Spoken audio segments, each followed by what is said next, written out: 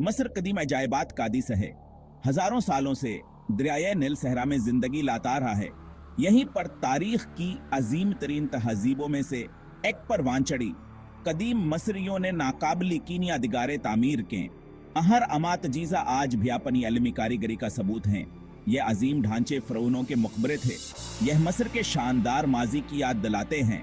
एक और मशहूर निशान आसफीन किस्से ये पर असरार मखलूक जिसका जिस्म शेर का और सर इंसान का है, अहरामों की हिफाजत करता है।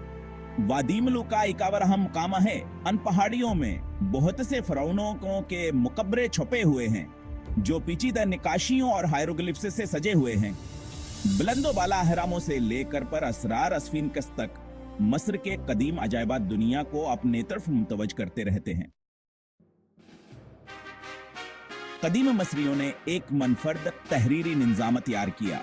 वह अल्फाज़ावर आवाज़ों के नुमाइंदगी के लिए तस्वीर और इलामतों का इस्तेमाल करते थे जिन्हें हायरोग्लिफ्स कहते हैं।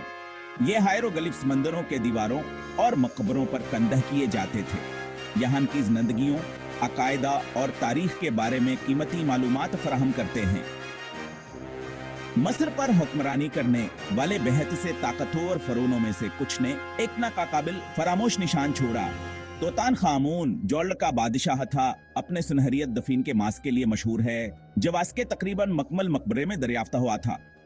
रेमसिस दोम जवाब निफोजी ताकत के लिए जाना जाता है, ने मसरी सल्तनत को वसत दी। क्लियोपेट्रा जो कदीम मस्र की आखिरी फ़िरौन थी, अपनी जानता वर सियासी फरास्त के लिए मशहूर थी। अनकीक, ओनिया और कारनामे आज भी दुनिया भर के लोगों को अपने तरफ मुतवज करते हैं। ये मजहब कदीम मसरी जिंदगी में मरकजी हैसियत रखता था। वह भद से दिव्य देवताओं पर यकीन रखते थे। कायनात में अमनवा माम बरकरार रखने हर एक का करदार था। सूरज देवता रा सबसे अहम देवता थे। जीर जमीन दुनिया का देवता ओसिरिस और बादशाहत का देवता हॉर्स बयान के दिवमाला में अहम शख्सियत थी। कदीम मसरी मौत के बाद के जिंदगी पर यकीन रखते थे। उन्होंने मरने वालों के लिए आखिरत में महफूज सफर को यकीनी बनाने के लिए पेचीदा दफीन के रसूमात तैयार के। मुमे बनाने का अमल जिस्म को महफूज रखना उनके अकायद का एक अहम हिस्सा था। वक्त की रीत के पार फ़िरौनों से जदीदी तक फ़िरौनों के दौर के बाद मस्र बहुत सी तब्दीलियों से गुजरा। सिकंदर आजम की क़ियादत में यूनानियों ने 332 कब्ल मसीह में मस्र को फतह कर लिया। यूनानिया सरवर सोख मस्र इस काफत का हिस्सा बन गया। बाद में रोमियों ने इक़्तिदार संभाल लिया और मस्र रोमन सल्तनत का हिस्सा बन गया।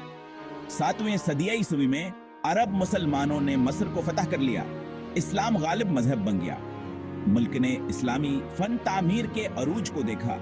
काहिर हमें मोहम्मद अली पाशा की मस्जिद जैसी शानदार मसाजिद असदूर की गवाही देती हैं। वक्त के साथ साथ मस्र एक जदीद कौमी रियासत में तब्दील हो गया।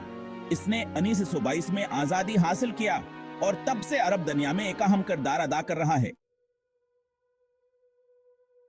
मस्र का तजर्बा जायकों और तारीख का एक ताना बाना। आज मस्र एक मकबूल सियाहती मकाम है। लोग सके कदीम अजायबात को देखने के लिए दुनिया भर से आते हैं।